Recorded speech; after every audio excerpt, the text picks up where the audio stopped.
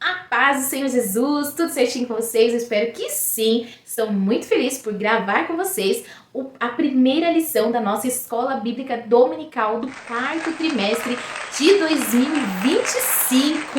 Eu gravei um vídeo falando o que vem por aí, onde eu apresentei o nosso trimestre, da Escola Bíblica Dominical, que traz o tema Corpo, Alma e Espírito, a restauração integral do ser humano para chegar à estatura completa de Cristo. Quem vai estar comentando a nossa EBD é o pastor Silas Queiroz. Então, se você quiser saber um pouquinho mais, assista ao primeiro vídeo introdutório. Hoje nós vamos falar sobre a primeira lição da nossa Escola Bíblica Dominical. E o estudo desse trimestre, meus queridos, não é apenas uma análise sobre a natureza, a natureza humana, mas um convite a mergulhar naquilo que somos em nossa essência mais profunda, sob a perspectiva divina e bíblica. E ao longo dessas lições, nós seremos conduzidos a compreender a criação extraordinária de Deus, que nos formou de uma maneira única, corpo, alma e espírito. Nessa lição, nós vamos falar sobre a antropologia bíblica, e ela nos mostrará não apenas a distinção entre essas três dimensões, corpo, alma e espírito, mas também como elas se relacionam e influenciam diretamente a nossa caminhada com Cristo. Entender essa interação é essencial para vivermos, meus queridos, de uma forma equilibrada, saudável e alinhada com o propósito de Deus. O nosso alvo, meu objetivo é aprender a viver de acordo com a oração lá do apóstolo Paulo, em 1 Tessalonicenses 5:23, que é o nosso texto áureo, que nos exorta a sermos totalmente santificados e conservados, irrepreensíveis em nosso corpo, alma e espírito até a vinda do nosso Senhor Jesus Cristo. Então prepare-se para este trimestre, será uma jornada de autoconhecimento espiritual e transformação. Vamos juntos crescer na palavra e na graça de Deus. E como eu já apresentei no primeiro vídeo, eu quero reforçar aqui, nós utilizamos a revista da Escola Bíblica Dominical, que é publicada pela CPAD, Casa Publicadora das Assembleias de Deus, e também tem o livro de apoio do pastor Silas Queiroz, que traz algumas informações a mais que não dá pra gente trazer na lição, não dá pra ter aqui nessa revista, ela é bem compilada para o tempo que nós temos para as nossas aulas, mas eu super recomendo que você adquira o livro também para estar adquirindo mais conhecimento, tá? E junto com esse estudo também, é importante você ter a nossa Declaração das Assembleias de Deus, que você vai ver no decorrer da lição, vai ser muito utilizada, e também eu super indico esse livro da Teologia Sistemática do pastor Stanley Orton, tá? Tem outras teologias sistemáticas muito boas também, e eu estou indicando essa aqui, que é o que eu tenho, que eu utilizo, tá bom? Mas vamos lá para a nossa primeira lição. O homem, que é composto de corpo, alma e espírito. O texto áureo, como eu já havia mencionado, está em 1 Tessalonicenses capítulo 5:23, que diz: "E o mesmo Deus de paz vos santifique em tudo, e todo o vosso espírito, alma e corpo sejam plenamente conservados e irrepreensíveis para a vinda do nosso Senhor Jesus Cristo." Como nós costumamos dizer, texto áureo é o texto áureo da nossa lição, e a gente precisa conversar um pouquinho sobre ele, tá? Então, o que nós temos aqui? O que Paulo está dizendo aos Tessalonicenses? Aqui nós encontramos o verbo santificar. Ele aponta tanto para um processo quanto para a finalidade da obra divina. Não se trata apenas de uma santificação posicional, já realizada em Cristo, mas também ela é progressiva e integral, abrangendo todas as áreas da vida do crente. Meus queridos, mais uma coisa, uma indicação que eu faço, que é os estudos bíblicos do Abra-Jaula, tá? Então eu utilizo para subsídio teológico, eu utilizo para estar mandando as leituras comentadas durante a semana, então super indico também, tá? Abra-Jaula, vou deixar aqui nos comentários também. Mas vamos continuar aqui. A expressão em tudo sublinha a totalidade dessa ação de Deus. O apóstolo Paulo, aqui, as cartas aos Tessalonicenses, ele deixa claro que o Senhor não atua apenas em fragmentos da existência humana, mas na vida inteira. Ele não quer só o nosso coração. Ele deseja transformar cada esfera espiritual, moral, emocional e física. Isso significa que não apenas a espiritualidade, mas também pensamentos, afetos, decisões, corpo e relacionamentos são tocados pela graça de Deus. Paulo reforça essa ênfase na totalidade usando uma tríade que engloba todo o ser humano, que é o espírito, pneuma, que é a dimensão que nos conecta com Deus, a nossa faculdade espiritual, a nossa alma, que é a psique, que é o centro da personalidade, que abrange mente, vontade e emoções, e o corpo, meus queridos, que é a soma, que é a dimensão física por meio do qual nós interagimos com o mundo, tá? E o termo que é utilizado aqui em conservados e irrepreensíveis, esse termo conservados aponta para a ação protetora e sustentadora de Deus na nossa vida. Essa preservação tem um objetivo escatológico. O crente será apresentado diante do tribunal de Cristo sem acusação. Não porque nunca pecou, mas porque fomos justificados por Cristo e lavados no sangue do Cordeiro, tá? Então aqui tá um comentário do nosso textual. Vamos ler a verdade prática? A verdade prática diz assim, ó. Deus nos fez corpo, alma e espírito para quê? Para glorificá-lo eternamente com todo o nosso ser. Ele é o nosso Criador e viemos de Deus, o nosso Senhor e Criador, que nos formou de uma maneira intencional. Qual é? Para adorá-lo, né? E de maneira perfeita.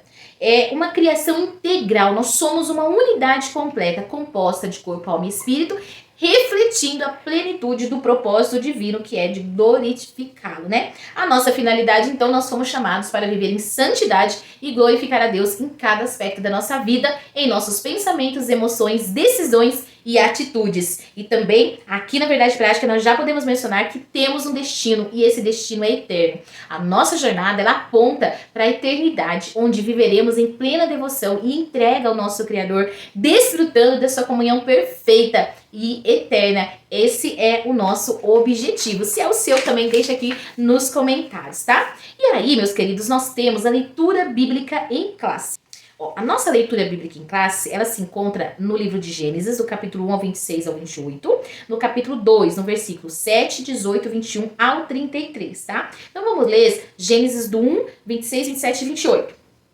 E disse Deus, façamos o homem à nossa imagem, conforme a nossa semelhança, e domine sobre os peixes do mar, e sobre as aves dos céus, e sobre o gado, e sobre toda a terra, e sobre todo réptil que se move sobre a terra. E criou Deus o homem em sua imagem, a imagem de Deus os criou, macho e fêmea os criou.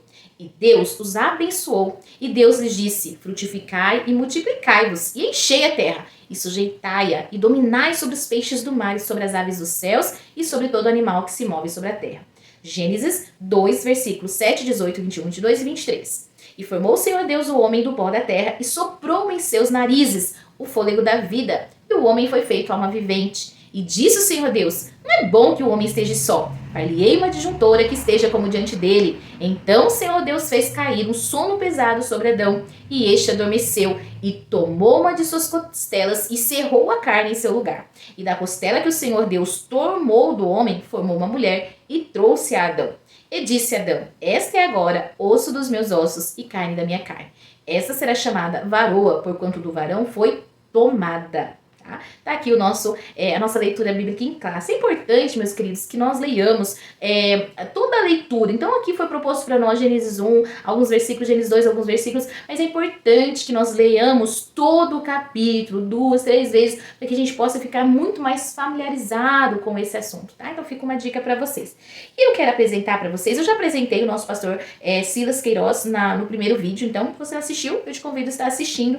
Mas os objetivos, então, da nossa lição primeiro, levar os alunos a entender que o ser humano é formado por corpo, alma e espírito. Então você que é professor, que é professora, que está aqui acompanhando esta aula, entenda bem isso, que o seu primeiro objetivo é levar os alunos a entender o ser humano que é formado, essa tríplice, né, corpo, alma e espírito. Muitas pessoas, irmãos, não acreditam nisso e vivem junto conosco. E não conhecem ou desconhecem o nosso credo apostólico, né? Vamos dizer assim. O segundo objetivo, meus queridos, que nós precisamos apresentar aos nossos alunos é ensinar a diferença entre alma e espírito com base nos termos originais que foram escritos, né? Mostrando que ambos compõem a parte material do homem, tá? Então esse é o segundo objetivo. O terceiro objetivo é conscientizar sobre a importância da harmonia entre corpo, alma e espírito, destacando como que os desequilíbrios em algumas dessas áreas podem afetar as demais. Então tá aqui o nosso terceiro objetivo.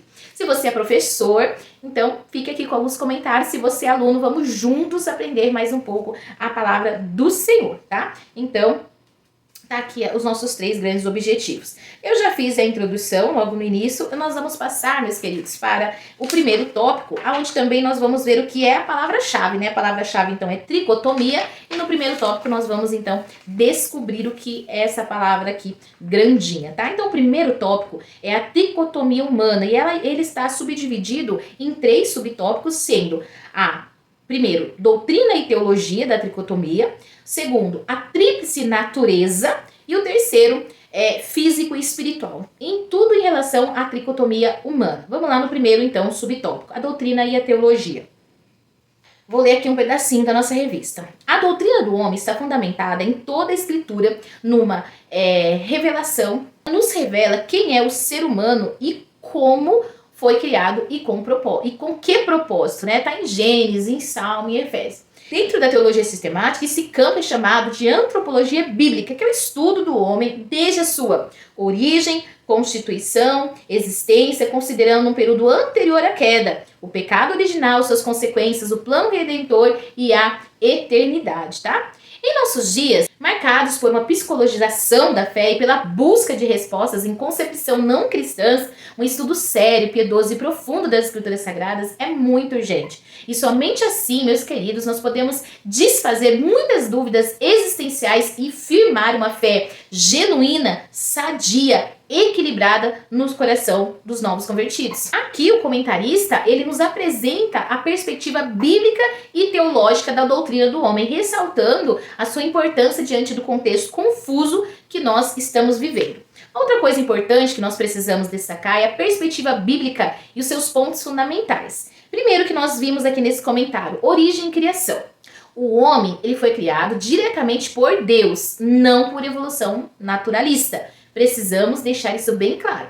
Adão e Eva foram pessoas reais e históricas, criadas à imagem e semelhança de Deus. Não é um conto, não é uma fábula, é pessoas reais. E para qual propósito Deus criou o ser humano? Para amá-lo, servi-lo e representá-lo na criação. E qual foi a constituição do ser humano?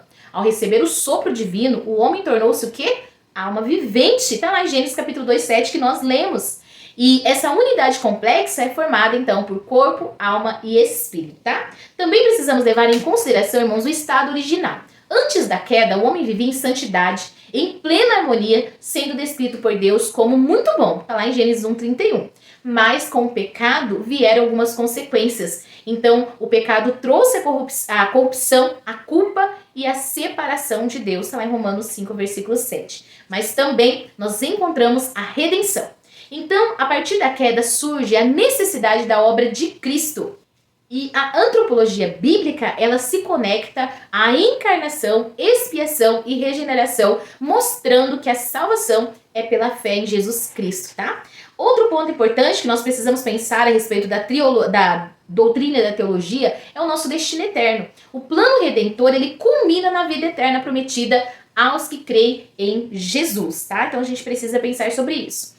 Também, ainda sobre a antropologia na teologia, relembrar que a antropologia, então, é a área que estuda o homem e busca responder as perguntas mais fundamentais que temos. Quais são elas? Quem eu sou, de onde eu vim, para onde eu vou. A antropologia humana secular, ela vai analisar o homem a partir de pressupostos filosóficos, científicos e culturais, quase sempre sem referência a Deus. E aí nós precisamos lembrar que nós estamos estudando antropologia bíblica, tá? A antropologia humana, que não é bíblica, ela divide-se em algumas correntes.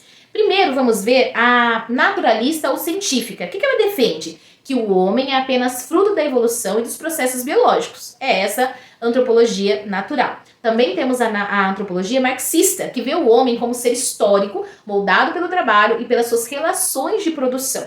Também nós temos, meus queridos, a antropologia existencialista, que ela apresenta o homem como um ser lançado no mundo sem uma essência prévia, responsável por criar sentido para si mesmo. Ainda temos a antropologia filosófica clássica, que diz que, desde Sócrates, Platão e Aristóteles, busca compreender a razão, a alma e a finalidade da vida.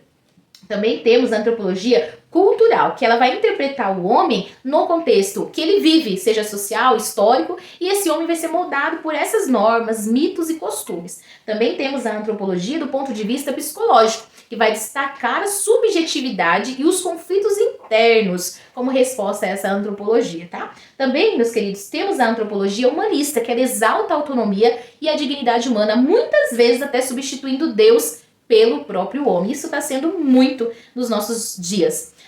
Mas o que nós estudamos, meus queridos, é a antropologia bíblica. Ela é diferente de todas essas áreas que eu acabei de falar. Ela está fundamentada na palavra de Deus, que afirma que o homem foi criado à imagem e semelhança de Deus, rejeitando a ideia de acaso ou evolução cega, tá? Mais uma coisa que a gente pode contextualizar aqui é o contexto atual e qual é a relevância disso para nós hoje. Nós vivemos em um tempo em que múltiplas vezes tentam definir o que é o ser humano, não é?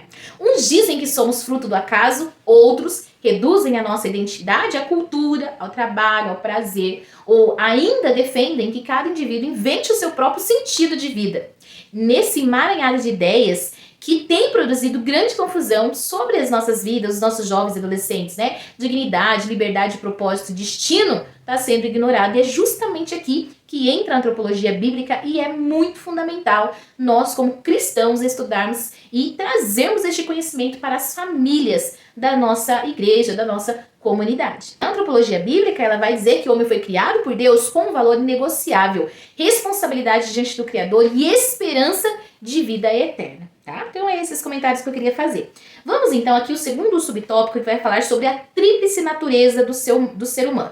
Então, o comentarista, eu vou ler aqui um pedacinho. Ó. A teologia utiliza o termo tricotomia para tratar da tríplice constituição do ser humano, corpo, alma e espírito. Essas três substâncias ou componentes do homem são descritas tanto no Antigo quanto no Novo Testamento. Aqui tem algumas referências, tá? Que aí na sua casa você pode estar lendo um pouquinho mais. E aí nós podemos então pensar que ao longo da história da humanidade, três correntes principais surgiram sobre como a Bíblia descreve a natureza do homem. Então, quais são essas correntes? Ó, primeiro, unitarismo ou monismo, dicotomismo e tricotomismo. Deixa eu abrir aqui minha colinha. Primeiro, nós então vemos o que é. Então, primeiro nós vamos ver o que é o unitarismo ou monismo. Essa posição, ela entende que o homem é apenas uma unidade indivisível, sem distinção entre corpo, alma e espírito. É uma unidade. Para os monistas, o ser humano é apenas um todo orgânico e após a morte não haveria consciência ou imortalidade da alma. Esse pensamento aparece em várias correntes materialistas e em grupos como Adventistas do Sétimo Dia. Contudo, tal visão ela não encontra apoio bíblico, pois ignora textos claros que distinguem os aspectos materiais e imateriais do ser humano. E aí nós temos aqui Mateus 10, 28, Lucas 16, 22 a 23, que você pode estar lendo aí na sua casa, tá bom? Em Mateus 10, 28 vai dizer: E não temais os que matam o corpo e não podem matar a alma. Temei antes aquele que pode fazer perecer no inferno a alma e o corpo, tá? Para desbancar então esse pensamento. Outra linha de pensamento então é o dicotomismo. O que é o dicotomismo? O dicotomismo ensina que o homem é formado apenas de duas partes. Então, o corpo, que é material, e a alma, que é o espírito, que é imaterial. Então, essa visão, ela surge da observação de que alguns textos, alma e espírito, aparecem de uma forma intercambiável, né? Então, vamos lá, em João, capítulo 12, versículo 27, a qual eles utilizam, então, para dizer sobre esse ponto. 12, 27. Agora minha alma está turbada, e que direi eu? Pai, salva-me desta hora, mas para isso vim a esta hora. Então, eles utilizam esse texto para dizer, né? O dicotomismo, ele usa esse texto, entre outros, para representar este pensamento, tá? Também usam Lucas 1, 46 ao 47. Embora eles reconheçam a dimensão material, acaba simplificando demais a revelação bíblica, não distinguindo claramente as funções da alma, que é a mente, vontade e emoções, e do espírito, que é a nossa consciência de Deus e a capacidade de comunhão com Ele, tá? Então, um outro pensamento também é o dicotomismo, que é a posição histórica das Assembleias de Deus e de muitos pais da igreja. E nós defendemos que o homem é constituído de três partes distintas: corpo, alma e espírito. Essa visão, ela fundamenta em passagens como 1 Tessalonicenses 5:23, que vai dizer, né? E mesmo Deus de paz, santifiquem tudo, em todo o vosso espírito, alma e corpo, sejam plenamente conservados e irrepreensíveis para a vinda do nosso Senhor Jesus Cristo, que é o nosso texto áureo. Também o texto de Hebreus, capítulo 4, versículo 12, que vai dizer: porque a palavra de Deus é viva e eficaz e mais penetrante do que espada alguma de dois gumes, e penetra até a divisão da alma, espírito e das juntas e medulas. A nossa declaração de fé, a declaração da Assembleia de Deus, vai nos ensinar o seguinte: entendemos que o ser humano é constituído de 3 substâncias, uma física, o corpo, e 2 imateriais, a alma e o espírito. Exemplo dessa constituição nós temos no próprio Jesus. Cristo é representado nas Escrituras com 3 características distintas e essenciais: espírito, alma e corpo. A natureza humana consiste numa parte externa, o corpo ou a carne, chamada de homem exterior, e uma parte interna, que é denominada homem interior, que é composta do espírito e da alma. Está na nossa declaração de fé, página 78. Assim, o ensino bíblico e a fé pentecostal afirmam que o ser humano, então, ele é um ser integral, mas constituído de 3 dimensões distintas, que juntas refletem o propósito eterno de Deus, tá? Tá aqui, então, essa tríplice natureza do ser humano, então, que nós acreditamos que é o pensamento da tricotomia. Vamos para o subtópico 3, então, físico e espiritual. Vamos ver aqui, ó. O processo formativo usado pelo Criador, que é espírito, em João 4:24, foi constituído de uma combinação única, que é o elemento físico, pó da terra, com o elemento espiritual, que foi o sopro divino, tornando o homem um ser vivente diferente de todos os demais. Os anjos são seres espirituais, porém sem corpo material. Os animais não possuem a parte imaterial que há no homem, que é a alma e o espírito. A alma do animal, que é a sua vida, se restringe ao corpo e se esvai com ele. Está lá em Levítico 17, do 12 ao 24.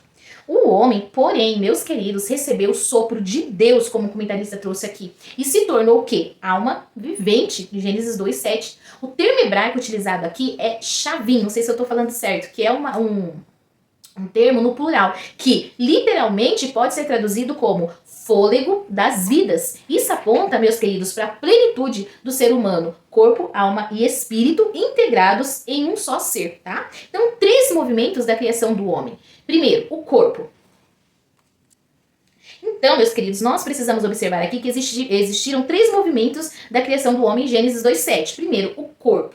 Deus formou o homem do pó da terra, diferente dos outros demais seres que foram criados apenas pela ordem, haja. O homem não, o homem foi moldado pelas mãos do Criador, revelando um cuidado e detalhe proposital.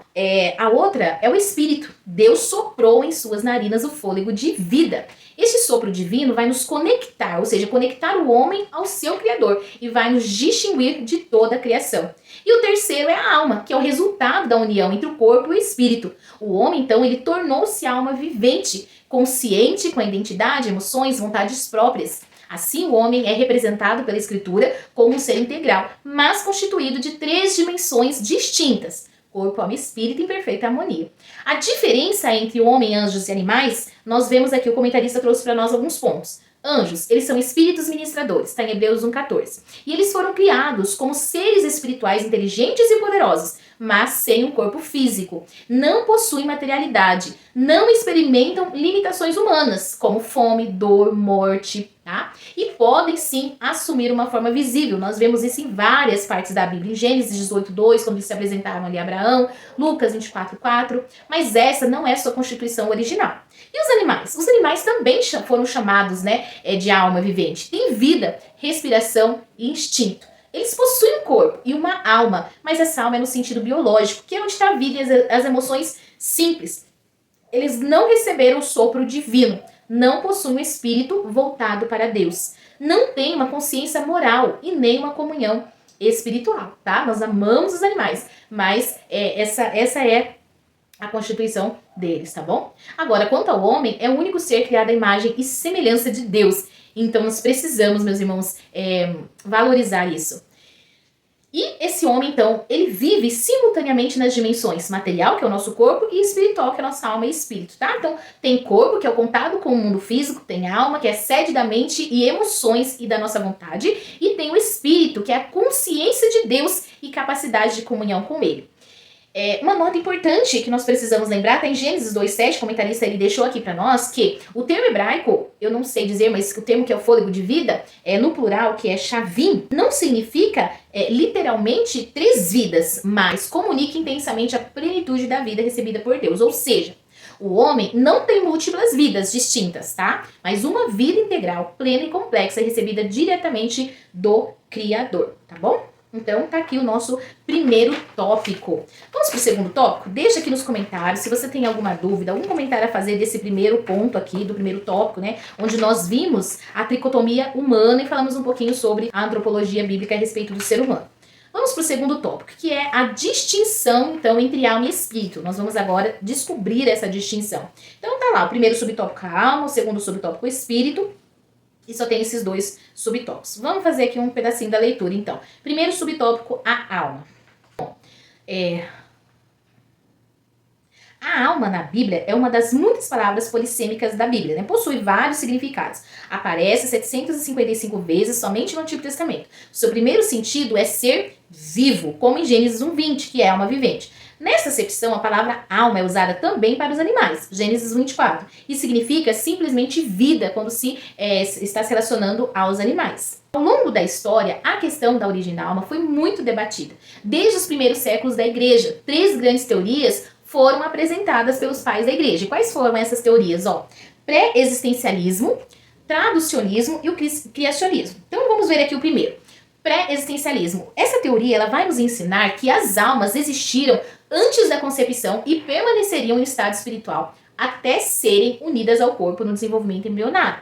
Foi uma das teses mais defendidas por Orígenes, mas rejeitada posteriormente pelos concílios da igreja. É rejeitada pelos católicos e protestantes por não ter fundamento bíblico e se aproximar de conceitos da reencarnação, que é um conceito comum em algumas religiões orientais e algumas religiões esotéricas, tá? Hoje, ela aparece em religiões como o mormonismo, por exemplo, né? Ainda que em algumas reformulações diferentes. A ausência de base bíblica para esse pensamento e o risco do sincretismo torna essa teoria incompatível com a nossa fé cristã, tá? O outro posicionamento é o traducionismo. O que é esse traducionismo? Ele defende que o corpo e a alma são transmitidos dos pais para os filhos, surgindo juntos no momento da concepção. E foi defendido, irmãos, por Martinho Lutero, por William G.T. Shedd, por Augustus Strong e vários outros, tá? E tem como mérito a explicação da transmissão do pecado original, Romanos 15:2. Então eles usam essa analogia. Pois se a alma viesse diretamente de Deus, seria difícil justificar a sua corrupção. Contudo, críticos apontam que o traducionismo corre o risco de se materializar a alma e reduzir a ação criadora de Deus no surgimento de cada vida. Então, não é aceitável por nós. E aí nós temos, então, o terceiro pensamento, que é o criacionismo, que é a posição histórica majoritária, né, dos pais da igreja e oficial também das Assembleias de Deus, que afirma que cada alma é criada diretamente por Deus no momento da concepção. Vou frisar isso. Ela é criada diretamente por Deus no momento da concepção. E o corpo é formado biologicamente, mas a alma é uma dádiva divina. Então o corpo, sim, ele vai ser formado por genes, por DNA e tudo mais que a gente conhece, mas a alma é um presente de Deus. E para justificar isso, as passagens como Eclesiastes 12:7, Isaías 4:5, Zacarias 12:1, vai confirmar que Deus é quem dá vida no interior do ser humano. Então você pode estar lendo essas referências aí, que a gente vai só citar para ganhar tempo, tá bom? Essa visão do criacionismo preserva a dignidade da pessoa humana e vai também sublinhar a soberania de Deus e vai manter a distinção entre o corpo e a alma. E também vai haver uma perfeita harmonia da participação humana na gestação com a intervenção divina. Salmo 139, lá nos versículos 13 a 16, vai dizer: tu formaste o meu interior, tu desceste no ventre da minha mãe. O salmista vai fazer essa declaração. E aí a gente pode avaliar essas 3 posições. Então, o pré-existencialismo, ele deve ser rejeitado por se chocar com a revelação bíblica e abrir espaço para ideias de reencarnação. O traducionismo, apesar de tentar resolver um problema do pecado herdado, vai falhar a reduzir a natureza espiritual da alma. E aí nós temos o criacionismo, que é o melhor, o que mais se harmoniza com as escrituras, pois afirma que cada ser humano é fruto de um ato criador de Deus. E isso reforça tanto a dignidade da vida, quanto a nossa responsabilidade moral diante do nosso Criador. E aí a gente pode acrescentar um pouquinho, né, um ponto prático para o nosso dia a dia, que é a doutrina criacionista da alma, tem forte implicação ética para nós ainda hoje. ela fundamenta a defesa da vida desde a concepção. E aí nós vamos rejeitar qualquer tentativa de relativizar o valor do nascituro. Cada ser humano, desde o ventre, não é apenas um corpo em formação, de jeito nenhum, mas é uma pessoa criada por Deus, com identidade, propósito e destino eterno, tá? Aí vamos para o segundo subtópico, que é o espírito. Então vamos fazer um pedacinho da leitura. Do hebraico ruach e do grego pneuma, o espírito do homem provém de Deus e constitui a sua principal dimensão. É por meio dele que mantemos nossa comunhão com o Criador, o Pai dos Espíritos, e o adoramos. Junto com a alma, e inseparável dela, compõe a parte imaterial do ser humano. É o homem interior, que na linguagem do apóstolo Paulo, aparece algumas vezes em contraste direto com o corpo e o homem exterior. Aí tem algumas referências aqui, né, na nossa revistinha, tá?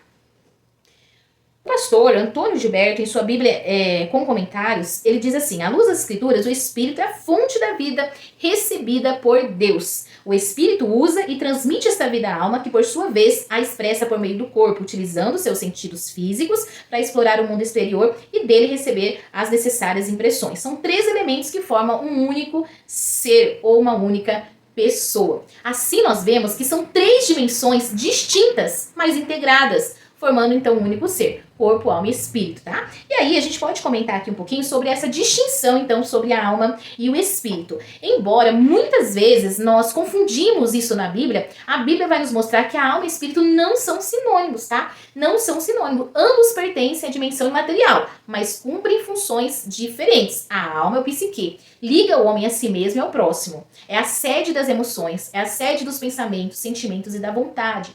O espírito, o ruach, o pneuma, ele vai ligar o homem a Deus. É a esfera de fé, da consciência moral, da revelação e da verdadeira adoração, tá? Então é essa distinção entre alma e espírito. Somente a palavra de Deus pode discernir claramente esses 2 elementos. Está lá em Hebreus 4:12. Pois eles são inseparáveis, mas não são idênticos, tá? Então, a base bíblica para essa distinção, nós temos muitas. Eclesiastes 12:7, Mateus 10:28, Apocalipse 6:9 e vários outros. E deixa evidente que a alma e o espírito são realidades distintas. Jesus Cristo, o homem perfeito, também evidencia essa constituição tripla. E aí nós podemos acrescentar que negar essa distinção é enfraquecer o testemunho das Escrituras e comprometer a compreensão da própria natureza humana. E podemos pensar para nós uma síntese prática que nos dá consciência do mundo externo. A alma nos dá consciência de nós mesmos e do próximo. E o nosso espírito nos dá consciência de Deus. E assim, apenas quando vivemos em comunhão com o Senhor, o nosso espírito, ele encontra a sua verdadeira função. E nossa vida, então, ela pode se tornar uma vida plena, tá? E aí, nós já vamos chegando para o finalmente da nossa lição, que é o tópico 3, que vai falar sobre a interação das 3 dimensões. Dentro desse tópico, a gente tem, primeiro subtópico, corpo, afetos e somatização. Segundo, equilíbrio e saúde. Então tem esses 2 subtópicos que são bem grandinhos. Vamos tentar resumir aqui um pouquinho, tá bom? O primeiro subtópico aqui do terceiro tópico é corpo, afetos e somatização. Vamos fazer uma leitura. O corpo, do grego soma, é parte material do ser humano, um instrumento visível por meio do qual se manifestam os atributos de alma e do espírito. A Bíblia, ela usa frequentemente o termo coração como sinônimo de alma para descrever essa interação interior. Salomão reconheceu essa realidade em seus provérbios. O coração alegre aformoseia o rosto, está lá em Provérbios 15, versículo 13. E também o coração com saúde é a vida da carne, está em Provérbios 14, 30. Também em Provérbios 17, 22, o coração alegre serve de bom remédio, mas o espírito abatido virá secar os ossos, tá? Então, esses textos revelam como o estado da alma e do espírito afeta diretamente o corpo. O que hoje a ciência chama de doenças psicossomáticas, a Bíblia já anunciava há muitos milênios. Muitas enfermidades físicas são consequências de crises interiores, de pecados não confessados, de falta de perdão, ansiedade, de medo ou de tristezas profundas. A gente vê isso, Salmo 31, 9, 10, 32, do 1 ao 5 e tantos outros que nós poderíamos mencionar. Tá? Então pegue a sua Bíblia e leia para você poder relacionar melhor, tá bom? Falando Falando um pouquinho sobre a somatização, então a somatização é o processo pela qual conflitos emocionais, tensões psicológicas ou desequilíbrios espirituais se manifestam em sintomas físicos reais do nosso corpo. No campo clínico isso acontece porque o corpo responde às emoções tóxicas liberando hormônios do estresse. Quais são esses hormônios? Adrenalina, cortisol. E esse excesso, eles desgastam o nosso organismo, enfraquecem o nosso sistema imunológico e aí favorecem então as doenças que são chamadas doenças psicossomáticas. Na perspectiva bíblica, é a prova visível de que a alma, o corpo e o espírito eles estão inteiramente integrados. Estados interiores como medo, ressentimento, estresse ou falta de perdão podem gerar dores físicas, fadigas, palpitações e até doenças crônicas, tá? Essas doenças psicossomáticas, ela é uma enfermidade física real, mas cuja origem ou agravamento está inteiramente ligado a fatores emocionais e espirituais. O termo psicossomático ele vem da junção de psique, que é alma, mente, e de soma, de corpo. Isso nos mostra que experiências internas como estresse, depressão, traumas, amarguras e ansiedade repercutem diretamente no nosso organismo. Eu vejo muito isso na área que eu trabalho. Na prática, eles são sintomas clínicos medidos em exames, mas que têm a sua raiz profunda no coração e na mente, tá? E assim o conceito dessa doença psicossomática confirma o que a Bíblia já ensinava. O ser humano é uma unidade integral, inseparável, corpo, alma e espírito. O equilíbrio espiritual e emocional é fundamental para uma boa saúde física. E aí a gente pode aplicar para nós o seguinte, que a palavra de Deus nos ensina que cultivar alegria no Senhor, viver em paz, perdoar e lançar sobre ele as nossas ansiedades não é apenas uma questão espiritual, mas também um caminho para preservar a nossa saúde física. Cuidar do coração é cuidar também do nosso corpo, tá? Vamos então aqui para o segundo subtópico do terceiro tópico, que vai falar sobre equilíbrio e saúde. Então, é assim, ó. Assim como o corpo sofre as consequências de crises emocionais e espirituais, também a alma e o espírito podem ser abalados por causa de doenças e limitações físicas. O ser humano é um todo integrado. Quando uma dimensão adoece, inevitavelmente as outras são atingidas. Emoções e estados espirituais repercutem no corpo. Doenças e disfunções físicas podem provocar tristeza, abalar a fé e comprometer a vida espiritual, tá? E aí a gente pode pensar um pouquinho sobre isso. Então, os sofrimentos físicos, seus reflexos na alma. Então, as enfermidades do corpo frequentemente trazem tristeza, ansiedade, até desesperança. Jó é um exemplo clássico. Em meio às dores intensas que ele tinha no seu corpo, ele amaldiçoou o dia do seu nascimento. O salmista ele vai declarar que ele estava gasto de tanto gemer todas as noites, ele chorava no seu leito, que está em Salmo 6, Salmo 6, verso 6, né? Então, aqui nós vemos como a dor física se traduz em aflição da alma, minando as emoções e roubando o ânimo. Então, outro pensamento, a doença corporal e a luta espiritual. O corpo debilitado também pode afetar a fé. O apóstolo Paulo falou do seu espinho na carne, 2 Coríntios 12, 7. Não sabemos ao certo do que se tratava, mas sabemos que essa limitação levou a buscar intensamente a Deus por sua cura. Mas o resultado foi uma profunda lição. A minha graça te basta, porque o meu poder se aperfeiçoa na fraqueza. Tem 2 Coríntios 12, 9.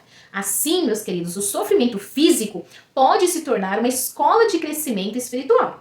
Também cansaço, fome e dor podem abrir espaço para tentações. Jesus foi tentado no deserto justamente quando seu corpo estava fragilizado. Ele ficou 40 dias de jejum. E o que o diabo apresentou para ele, né? Falou para ele se ele passa as pedras em pães. Então, limitações físicas podem gerar isolamento, desânimo ou até mesmo revolta contra Deus. Isso vai nos mostrar como o nosso corpo exerce uma pressão sobre a alma e o espírito e exige vigilância e equilíbrio da nossa parte na presença do Senhor, tá bom? E apesar das limitações físicas, a Bíblia apresenta uma esperança viva. Ainda que o nosso homem exterior se corrompa, o interior, contudo, se renova de dia em dia, tá? 2 Coríntios, capítulo 4, versículo 16. A fraqueza do corpo não precisa destruir a fé, pelo contrário, pode fortalecer a vida espiritual. Frisa bem essa frase. Quando entregamos o nosso sofrimento a Deus, Ele pode transformar a nossa dor em amadurecimento e limitação em ocasião da fé viva. Então, toma nota importante aí, ó. Doenças do corpo podem e devem ser tratadas com recursos médicos, tá? Porém, doenças da alma e do espírito, existe uma resposta espiritual. Quais são elas? Arrependimento, confissão, perdão, reconciliação com Deus. Só ele pode restaurar plenamente o ser humano em sua integralidade, tá? E aí nós chegamos à conclusão dessa primeira lição maravilhosa.